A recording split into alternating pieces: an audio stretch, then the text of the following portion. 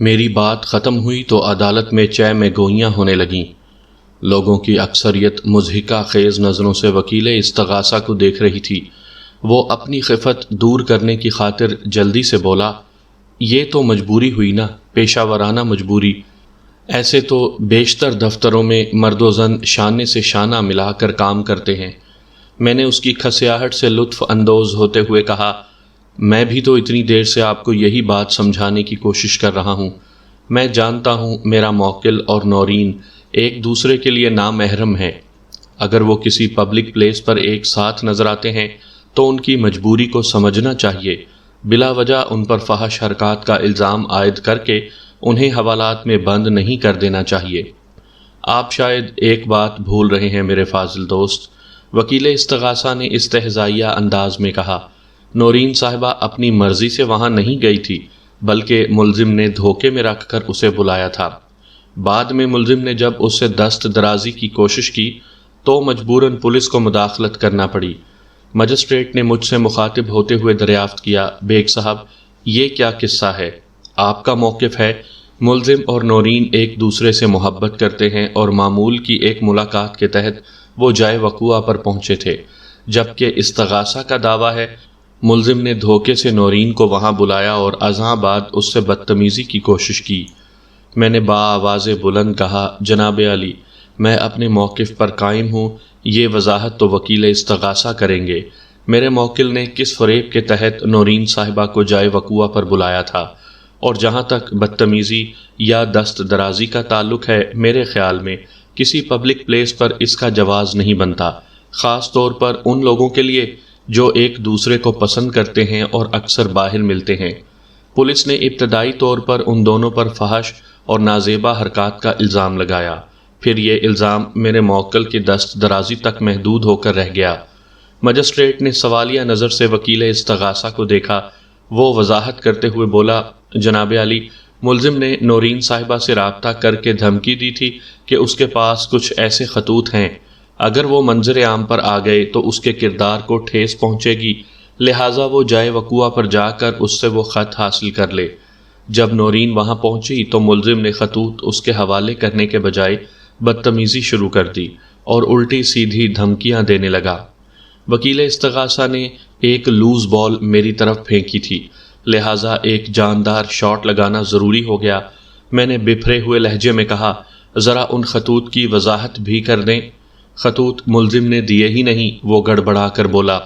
میں نے کہا، میرے فاضل دوست، اس کیس میں آپ نورین صاحبہ کی وکالت کر رہے ہیں، گویا آپ اس کے وکیل ہوئے۔ میں اسی حیثیت سے آپ سے ایک سوال کرتا ہوں۔ اتنا کہہ کر میں خاموش ہو گیا۔ وہ پوری توجہ سے مجھے دیکھنے لگا۔ میں نے کہا، اگر میرے موکل نے آپ کی موکلہ کو مذکورہ خط نہیں دیے تو اس سے کیا فرق پڑتا ہے؟ آپ کی موکل کا خطوط حاصل کرنے کے لیے جائے وقوعہ پر پہنچنا یہ ظاہر کرتا ہے کہ وہ خطوط وجود رکھتے ہیں۔ مجھے حیرت ہے کہ آپ کی موکل نے آپ کو ان خطوط کے بارے میں کچھ نہیں بتایا۔ چلو کوئی بات نہیں۔ اتنا کہہ کر میں چند لمحات کے لیے خاموش ہوا۔ وکیل استغاثہ جز بز ہو کر مجھے دیکھنے لگا۔ میں نے کہا، آپ کی موکل نورین صاحبہ اس وقت عدالت میں موجود ہیں، یہ بات ان سے بھی پوچھی جا سکتی ہے۔ میں نورین کو بار بار اس کی موکل کہہ کر اسے زج کرنے کی کوشش کر رہا تھا۔ یہ اندھیر نگری تھی کہ ان دونوں کو ایک الزام میں گرفتار کیا گیا۔ ازاں بعد پولیس نے ایسا چکر چلایا کہ سارا ملبہ میرے موکل پر گرا دیا اور نورین کو ایک مظلوم کی حیثیت سے اجاگر کیا جانے لگا۔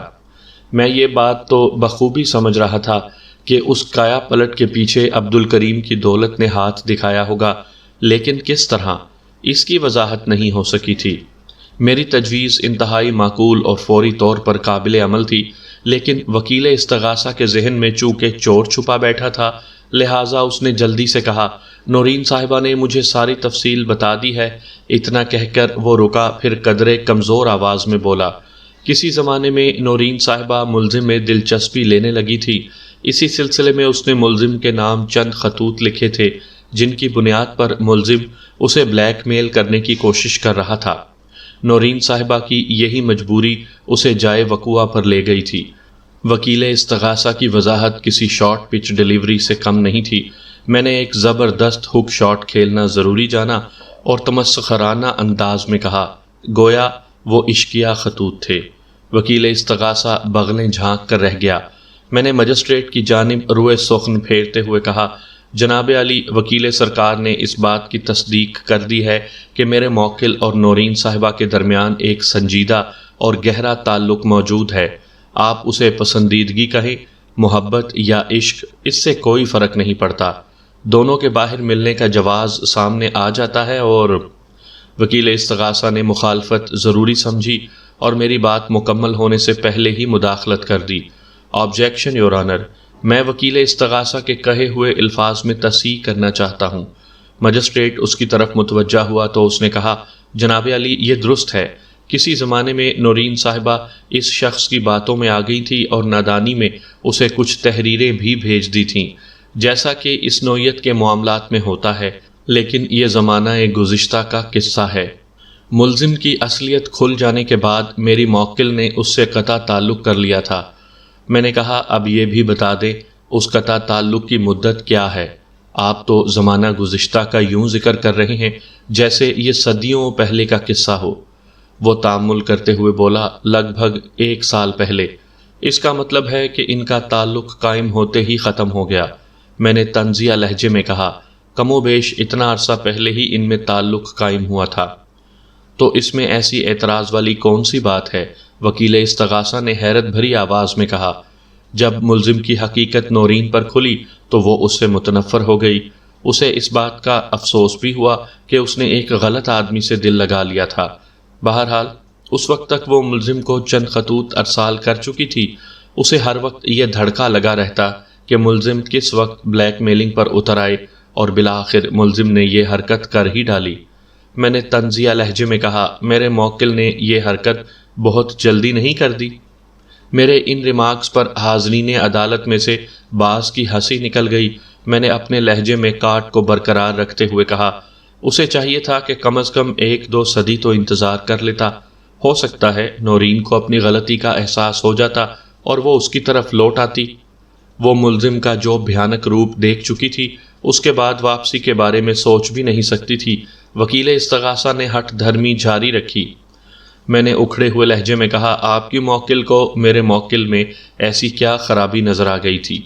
اس نے مجسٹریٹ کی طرف دیکھتے ہوئے عبد الکریم اور احمد علی کا پس منظر واضح کیا، پھر اس قصے کے اختتام پر کہا، نورین صاحبہ کو جلد ہی احساس ہو گیا کہ ملزم اسے بے وقوف بنا رہا تھا۔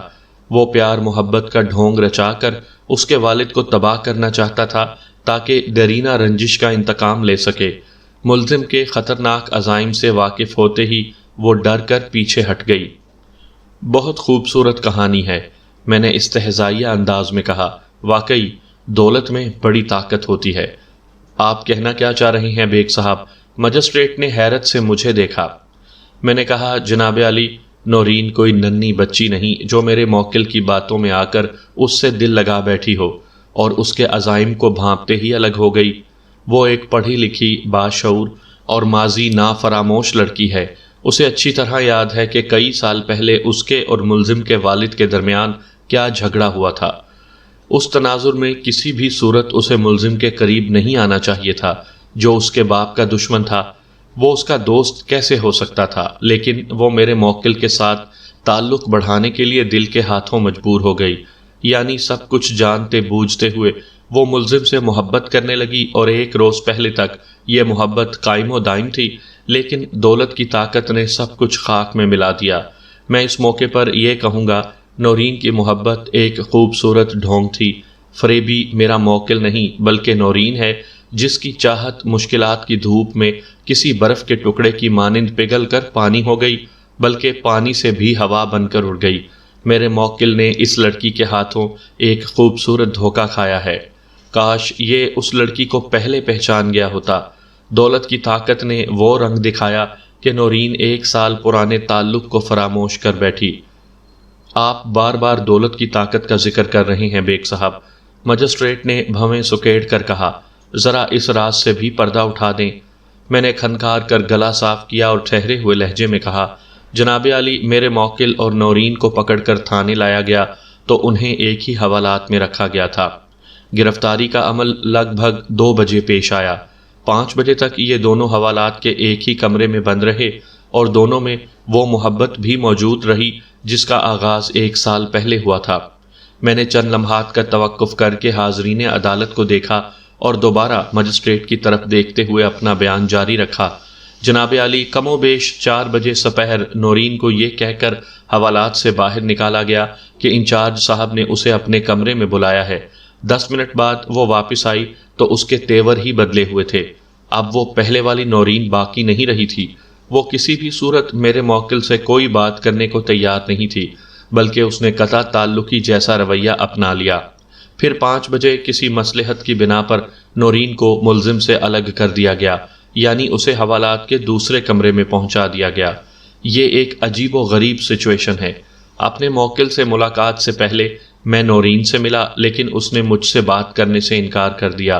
میں نے اسے سمجھایا کہ اگر وہ دونوں مجھے اعتماد میں لے کر سب کچھ سچ سچ بتا دیں گے تو میں انہیں پولیس کے چنگل سے نکالنے کی پوری کوشش کروں گا، مگر نورین نے یہ کہہ کر گفتگو کا دروازہ بند کر دیا کہ اس کے ڈیڈی نے اس کی رہائی کا بندوبست کر لیا ہے، میں اپنے موکل کی فکر کروں۔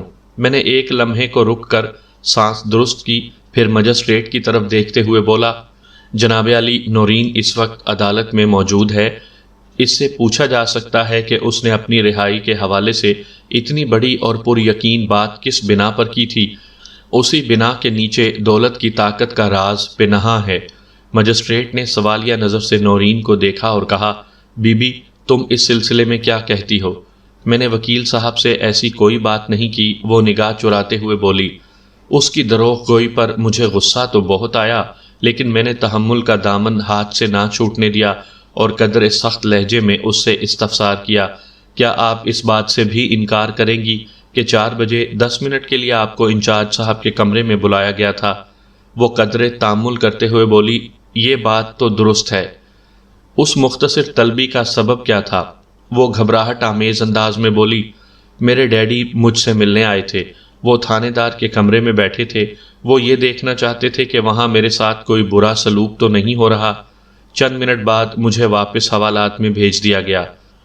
Here is point your owner, میں نے مجسٹریٹ کی طرف دیکھتے ہوئے جوشیلے لہجے میں کہا، عام طور پر پولیس والے حوالاتیوں سے ملنے کی اجازت نہیں دیتے، اور اگر ورثاء پر یہ مہربانی کرتے بھی ہیں تو اس حد تک کہ کسی پولیس اہلکار کی نگرانی میں حوالات کے اندر ہی ملزم سے مختصر ملاقات کروائی جاتی ہے۔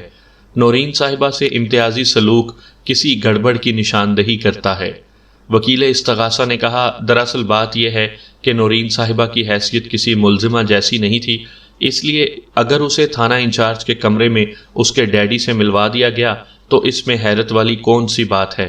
یہ امتیازی سلوک تو نہ ہوا۔ بہت خوب میرے فاضل دوست، میں نے زہر میں بجھے ہوئے لہجے میں کہا، آپ کی منطق بڑی نرالی ہے، میں کھلے دل سے آپ کو اس کارکردگی پر داد دیتا ہوں۔ اتنا کہہ کر میں رکا اور مجسٹریٹ کی جانب معنی خیز نظر سے دیکھا، پھر روئے سخن وکیل استغاثہ کی طرف پھیرتے ہوئے تیکھے لہجے میں کہا، میرے فاضل دوست، آپ کا اب تک کا زور خطابت اس بات پر دلالت کرتا ہے کہ آپ کی موکل بے قصور اور میرا موکل سراسر قصوروار ہے۔ اب آپ ہی اس بات کی وضاحت بھی کر دیں کہ اگر نورین صاحبہ اس معاملے میں کسی بھی طور پر ڈیفالٹر نہیں ہیں تو انہیں حوالات میں کیوں بند کیا گیا؟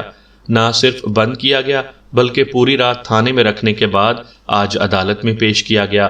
اس سوال کا جواب ہے آپ کے پاس؟ اس کے پاس اس سوال کا کوئی معقول جواب نہیں ہو سکتا تھا۔ آئیں بائیں شائیں کر کے رہ گیا۔ میں نے مجسٹریٹ کو مخاطب کرتے ہوئے کہا، جناب علی، استغاثہ جھوٹ کا پلندہ اور میرے موکل کے خلاف ایک منظم سازش ہے۔ پولیس نے اگر انہیں گرفتار کر کے حوالات میں ڈال ہی دیا تھا تو تھوڑی باز پرس اور سرزنش کے بعد انہیں چھوڑا جا سکتا تھا، لیکن میرے موکل کے باپ سے جو مطالبہ کیا گیا وہ حیرت ناک ہونے کے ساتھ ساتھ بہت پیچیدہ بھی ہے۔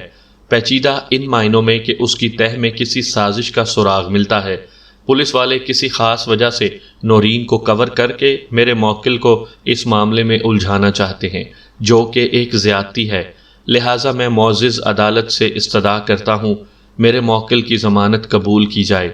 مجسٹریٹ نے مجھ سے پوچھا، پولیس نے آپ کے موکل کے باپ سے کیا مطالبہ کیا تھا؟ مذکورہ منصف خاصا سمجھدار اور موقع شناس تھا۔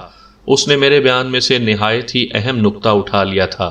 میں اگر چاہتا تو خود بھی اس کی وضاحت کر سکتا تھا، لیکن میری یہ خواہش تھی سوال دوسری طرف سے آئے تاکہ مجھے اپنا موقف بیان کرنے میں زیادہ آسانی رہے اور اس کی تاثیر میں بھی اضافہ ہو جائے۔ میں نے مجسٹریٹ کے سوال کے جواب میں کہا، یور آنر، یہ مطالبہ بہت ہی دلچسپ اور معنی خیز ہے۔ شام 5 بجے نورین اور میرے موکل کو الگ کر دیا گیا تھا۔ لگ بھگ 7 بجے ملزم کا باپ احمد علی تھانے میں اس سے ملاقات کرنے گیا۔ اس نے اپنے بیٹے کی بے گناہی ان پر ثابت کرنے کی کوشش کی، لیکن اس داد فریاد سے پولیس والوں کے کان پر جوں تک نہ رینگی، بلکہ جب احمد علی نے زیادہ زور مارا تو اسے بیٹے کی رہائی کے لیے ایک راہ دکھائی گئی۔ نہایت ہی رازداری کے ساتھ اسے کہا گیا، اگر وہ صبح سے پہلے 1 لاکھ روپے کا بندوبست کر لے تو اس کے بیٹے کو چھوڑ دیا جائے گا، بصورت دیگر اسے حوالہ عدالت کر کے سخت سے سخت ترین سزا دلوائی جائے گی۔ 1 لاکھ روپے والی بات پر مجسٹریٹ نے چونک کر پہلے وکیل استغاثہ کو دیکھا، پھر اس کی نگاہ تفتیشی افسر کی طرف اٹھ گئی۔ وکیل استغاثہ نے معاملات سنبھالنے کی کوشش کی اور جلدی سے کہا، جناب علی، وکیل صفائی ایک گھسی پٹی چال چلنے کی کوشش کر رہے ہیں۔ پولیس والوں کے بارے میں عام طور پر یہ تاثر پایا جاتا ہے کہ وہ بڑی بڑی رقمیں بٹور کر ملزمان کو چھوڑ دیتے ہیں یا پھر ان کے چالان تیار کرتے ہوئے ہلکی دفعات کا استعمال کرتے ہیں۔ میرے فاضل دوست اسی بھیڑ چال فارمولے کا ذکر کر رہے ہیں، اور اس ذکر میں بیان کی گئی رقم ہی ان کے جھوٹ کی کلئی کھولنے کے لیے کافی ہے۔ اس نے ذرا توقف کر کے فاتحانہ نظر سے مجھے دیکھا اور سلسلہ کلام کو جاری رکھتے ہوئے بولا، اگر بات 5-10 ہزار کی ہوتی تو سمجھ میں آ جاتی، مگر 1 لاکھ روپے، خدا کی پناہ۔ اس نے دونوں ہاتھوں کو اپنے کان تک پہنچایا اور بولا، پولیس تو کسی قتل کے ملزم سے بھی اتنی بھاری رقم کا مطالبہ نہیں کر سکتی۔ چے خوب میرے فاضل دوست، میں نے وکیل استغاثہ کی آنکھوں میں دیکھتے ہوئے تمسخرانہ انداز میں کہا، آپ کو پولیس والوں کے رشوت کے اسکیلز ازبر ہیں۔ میں آپ کی یادداشت کو سلام کرتا ہوں۔ پھر میں مجسٹریٹ کی جانب گھوم گیا اور کہا، جناب علی، 1 لاکھ روپے رشوت مانگنے والی بات میرے جھوٹ کی کلئی نہیں کھولتی، کیونکہ اس صداقت میں شمع برابر ملاوٹ نہیں۔ البتہ میں نے ڈرامائی انداز میں وقفہ دیا اور ٹھہرے ہوئے لہجے میں بولنا شروع کر دیا، البتہ وکیل استغاثہ کی 5-10 ہزار والی بات میرے سچ کی گواہی دیتی ہے۔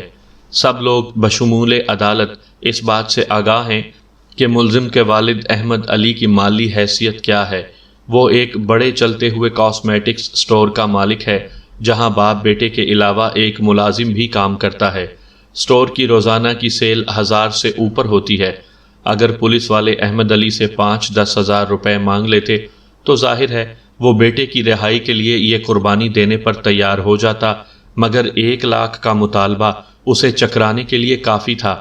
اس کے ہاتھ پاؤں پھول گئے اور وہ بیٹے کو باعزت بری کروانے کے لیے دوڑا دوڑا میرے پاس آیا۔ میں سانس لینے کے لیے ذرا متوقف ہوا، پھر بات کو آگے بڑھاتے ہوئے کہا، یور آنر، وکیل استغاثہ یہ عقدہ حل کریں گے کہ نورین اور سلیم کو جب ایک جگہ سے ایک الزام کے تحت پکڑا گیا تو پھر دونوں میں فرق کیسے ہو گیا، اور یہ تفریق بھی نورین کے والد کی تھانے میں آمد کے بعد پیدا ہوئی۔ اس سے پہلے ان دونوں کو ایک ہی الزام میں ایک ہی جگہ رکھا گیا تھا۔ ان حقائق سے تو یہ بات سامنے آتی ہے کہ نورین کے والد اور پولیس کے بیچ کوئی مکمکا ہو گیا ہوگا، جس کے نتیجے میں اس کی بیٹی کو اس معاملے سے الگ کر دیا گیا اور سارا وبال میرے موکل کے سر آ گیا۔ نورین کا والد پولیس والوں کا بڑے سے بڑا مطالبہ قبول کر سکتا ہے، اور اس کی کئی وجوہات ہیں۔ میں اتنا کہہ کر چند لمحات کے لیے خاموش ہو گیا۔ اور وہ وجوہات کیا ہیں بیگ صاحب؟ مجسٹریٹ نے مجھ سے استفسار کیا۔ میں نے نہایت ہی مضبوط لہجے میں وضاحت کر دی، جناب علی، اول تو نورین کے والد کی مالی حیثیت اتنی مستحکم ہے کہ وہ 1 لاکھ روپیہ بآسانی ادا کر سکتا ہے۔ عدالت کے کمرے میں نورین کا ڈیڈی عبد الکریم بھی موجود تھا۔ اس نے نفرت آمیز نظر سے مجھے دیکھا۔ میں نے اس کی پرواہ کیے بغیر اپنا بیان جاری رکھا، یور آنر، دوم، عبد الکریم صاحب کے لیے بیٹی کا معاملہ تھا، جو ظاہر ہے بیٹے کے معاملے سے زیادہ حساس اور سنگین ہوتا ہے، اس لیے بھی اس نے پولیس والوں کی بات مان لی ہوگی۔ وکیل استغاثہ نے فوراً اعتراض اٹھایا، اگر ایسا ہوا تو پھر نورین کو تھانے میں رات کیوں گزارنا پڑی؟ میرے فاضل دوست، لگتا ہے آپ نے اس کیس کو اچھی طرح سٹڈی نہیں کیا۔ آپ کا یہ اعتراض کسی پھندے سے کم نہیں، اور پھندا بھی آپ کے پاؤں کا۔ یہی سوال میں آپ سے کر چکا ہوں کہ جب نورین کسی بھی طرح قصوروار نہیں تو پھر اسے تھانے میں کیوں رکھا گیا؟ اسے اس کے باپ کے ساتھ رخصت کر دیا جانا چاہیے تھا۔ آپ نے تو میرے سوال کا جواب نہیں دیا، کیونکہ آپ کے پاس اس سوال کا جواب ہو ہی نہیں سکتا، مگر میں آپ کے سوال کا جواب ضرور دوں گا۔ سامعین کرام، آپ سن رہے ہیں مرزا امجد بیگ ایڈوکیٹ کے سلسلے میں ایک اردو کہانی حاصل جمع، اور یہ اس سلسلے کی قسط نمبر 3 ہے۔ مجھے امید ہے آپ کو میری یہ کاوش پسند آ رہی ہوگی۔ آپ نے اگر ابھی تک میرا چینل مائی وائس سبسکرائب نہیں کیا تو ابھی میرے چینل کو سبسکرائب کر کے بیل نوٹیفیکیشن کو آن کر لیجئے تاکہ آنے والی ہر نئی کہانی کی اطلاع بر وقت آپ تک پہنچ سکے۔ میں نے تھوڑا توقف کر کے حاضرین عدالت پر ایک طائرانہ نگاہ ڈالی اور وکیل استغاثہ کی طرف دیکھتے ہوئے نہایت ہی مدبرانہ انداز میں کہا، میرے فاضل دوست، آپ نے سوال کرنے میں بہت جلدی دکھائی ہے۔ اگر تحمل سے میرے بیان کے پورا ہونے کا انتظار کر لیتے تو آپ کی تشفی ہو جاتی۔ میں جو وجوہات معزز عدالت کے علم میں لا رہا تھا اس کی آخری وجہ میں آپ کے سوال کا جواب موجود تھا۔ خیر، آپ توجہ سے سنیں۔ میں ایک مرتبہ پھر مجسٹریٹ کی طرف متوجہ ہو گیا۔ جناب عالی، تاخیر کے لیے معذرت چاہتا ہوں، دراصل سرکاری وکیل کے اعتراضات کو بھی دیکھنا پڑتا ہے۔ تو جناب، میں عرض کر رہا تھا، عبد الکریم صاحب کئی وجوہات کی روشنی میں پولیس والوں کا مطالبہ قبول کر سکتے ہیں۔ 2 اہم وجوہ میں نے پیش کر دی ہیں، تیسری اور آخری وجہ بھی سن لیں۔ میں نے کھنکار کر گلا صاف کیا اور دونوں خاندانوں کے ماضی کا ایک جائزہ پیش کیا۔ اس میں سے بیشتر باتیں وکیل استغاثہ پہلے ہی عدالت کے علم میں لا چکا تھا۔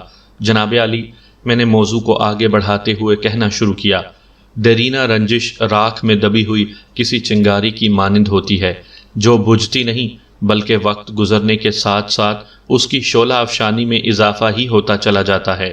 شاید اسی لیے بزرگ راکھ کریدنے سے منع فرماتے ہیں، لیکن وقت کی سلاخ نے ایک اتفاق کے نتیجے میں اس راکھ کو اڑا کے رکھ دیا، جس کے نتیجے میں عبد الکریم کے دل میں دفن احمد علی کے لیے شدید نفرت ابھر کر سامنے آ گئی۔ اس نے احمد علی اور اس کے بیٹے سلیم کو سزا دینے کے لیے یہ چال چلی، پولیس کی مٹھی گرم کر کے کیس کا رخ موڑ دیا۔ جو طوفان ان دونوں کی طرف آ رہا تھا وہ اب میرے موکل کی طرف بڑھ رہا ہے۔ اس انتقامی کارروائی کے لیے چند نئے جھوٹوں کا سہارا بھی لینا پڑا، مثلاً عشقیہ خطوط کی فرضی کہانی کو اس اسکرپٹ میں شامل کیا گیا، حالانکہ حقیقت اس کے برخلاف ہے، اور یہ حقیقت میں اپنے موقف کی ابتدا میں بیان کر چکا ہوں۔ تھوڑی دیر رک کر میں نے وکیل استغاثہ کو دیکھا اور بیان کو اختتام کی طرف لاتے ہوئے کہا، یہاں سے پولیس کی زبردست چال بازی دیکھنے کو ملتی ہے۔ عبد الکریم کے ساتھ معاملہ پٹ جانے کے بعد انہوں نے ملزم کے باپ احمد علی کو گھسنا چاہا۔ اگر وہ ان کا 1 لاکھ والا مطالبہ پورا کر دیتا تو گرفتار شدگان کو آزاد کر کے معاملہ رفع دفع کر دیا جاتا۔ پولیس کی ہر صورت میں چاندی ہی چاندی تھی، اور مجھے شک ہے پولیس نے احمد علی سے 1 لاکھ روپے کا مطالبہ عبد الکریم کے ایما پر کیا ہوگا۔ اتنی بڑی بات آپ کس بنیاد پر کہہ رہے ہیں؟ وکیل استغاثہ نے مجھ سے پوچھا، کوئی ثبوت ہے آپ کے پاس؟ میں نے زیر لب مسکراتے ہوئے معنی خیز نظر سے وکیل استغاثہ کو دیکھا اور نہایت ہی ٹھہرے ہوئے لہجے میں کہا، میرے فاضل دوست، حالات و واقعات کی روشنی میں کوئی بھی ذی ہوش اور معاملہ فہم آدمی یہ اندازہ قائم کر سکتا ہے جو نتیجہ میں نے اخذ کیا ہے، اور میری نظر میں یہ بہت سامنے کی بات ہے جس کے لیے کسی ثبوت کی ضرورت نہیں، جبکہ آپ نے ایک بڑی بات کسی بنیاد کے بغیر ہی بڑے مولک انداز میں کہہ ڈالی۔ کون سی بات؟ وہ متذبذب انداز میں مجھے دیکھنے لگا۔ میں نے کہا، میرے موکل پر الزام تراشی والی بات۔ آپ نے دعویٰ کیا ہے جائے وقوع پر میرے موکل نے آپ کی موکل سے بدتمیزی اور دست درازی کی تھی۔ آپ اس سلسلے میں کوئی ٹھوس شہادت پیش کر سکتے ہیں؟ جائے وقوع ایک پبلک پلیس ہے۔ اگر پولیس اہلکار میرے موکل کی اس حرکت پر متوجہ ہو سکتے ہیں تو پھر یقیناً وہاں موجود دیگر افراد نے بھی اس بدتمیزی سے دست درازی کا مظاہرہ دیکھا ہوگا۔ میرا یہ سوال کسی خطرناک وار سے کم نہیں تھا۔ اسے کلین بولڈ ہونا پڑا، لیکن اپنی عادت کے مطابق اس نے مبہم انداز میں کہا، اگر معزز عدالت ضرورت محسوس کرے گی تو اس سلسلے میں پیش رفت کی جا سکتی ہے۔ الفاظ پیش رفت کا استعمال آپ نے بڑے محتاط انداز میں کیا ہے۔ میں نے نمک پاشی کرتے ہوئے کہا، یہ ایک لبادہ ہے جھوٹی شہادت کا۔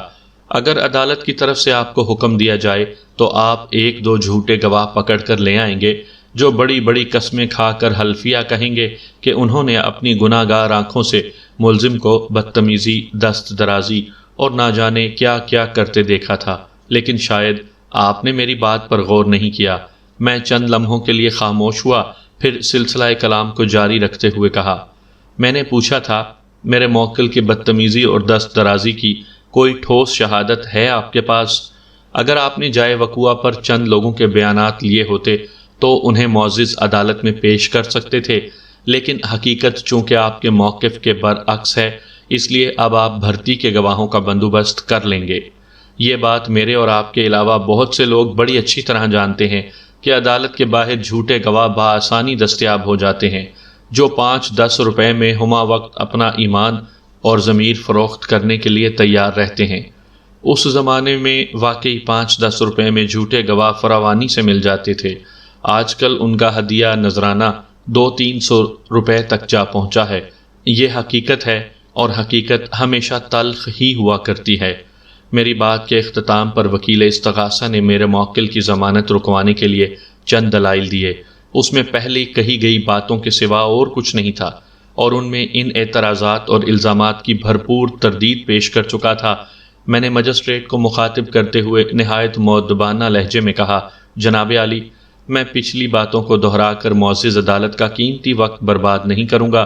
پہلے ہی ضمانت کی کارروائی خاصی طوالت اختیار کر چکی ہے۔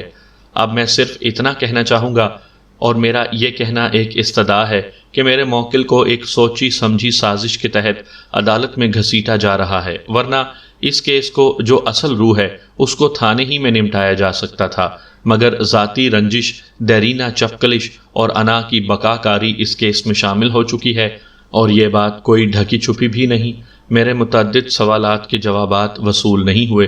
استغاثہ نے یا تو بہانے بازی سے کام لیا ہے یا پھر سرے سے جواب دینے سے ہی احتراز برتا ہے، لہٰذا میں معزز عدالت سے درخواست کروں گا کہ انصاف کے تقاضے پورے کرتے ہوئے میرے موکل کی ضمانت منظور کی جائے۔ ملزم سلیم ایک مصروف دکاندار ہے اور کاسمیٹکس کی وہ دکان ہی ان لوگوں کا ذریعہ معاش ہے۔ اگر ملزم زیادہ دنوں تک عدالتی چکروں میں جکڑا رہا تو اس کا کاروبار تباہ ہو کر رہ جائے گا، جو انسانیت کے منافی ہوگا۔ اس موقع پر وکیل استغاثہ نے ایک مرتبہ پھر ضمانت کی مخالفت میں زبان درازی شروع کی تو مجسٹریٹ نے قدرے ناگواری سے کہا، یہ سب کچھ آپ پہلے بھی کئی مرتبہ کہہ چکے ہیں، کوئی نئی بات ہو تو سامنے لائیں۔ وکیل استغاثہ نئی بات کے ظہور کے لیے ایک بار پھر گڑے مردے اکھاڑنے بیٹھ گیا۔ اس دفعہ مجسٹریٹ نے قدرے سخت الفاظ کا استعمال کیا اور تنبیہی انداز میں کہا، میں آپ کو ایک پیشی کا موقع دیتا ہوں، آئندہ تاریخ پر آپ ان تمام سوالات کے جوابات پیش کریں گے جو بیگ صاحب نے اٹھائے ہیں، اور جہاں جہاں ٹھوس شہادتوں کی ضرورت ہے وہ ثبوت بھی مہیا کریں گے۔ اگر آپ نے اس موقع سے فائدہ نہ اٹھایا اور مذکورہ ثبوت عدالت میں پیش نہ کر سکے تو معزز عدالت یہ کیس خارج کر دے گی۔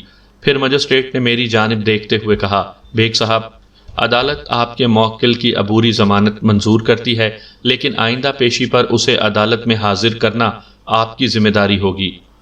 تھینکس یور آنر، میں نے گردن کو خم کرتے ہوئے کہا، میں اپنے فرائض کا خیال رکھوں گا، انشاءاللہ عدالت کو مجھ سے کوئی شکایت نہیں ہوگی۔ اس کے بعد مجسٹریٹ نے ایک ہفتہ بعد کی تاریخ دے کر عدالت برخاست کر دی۔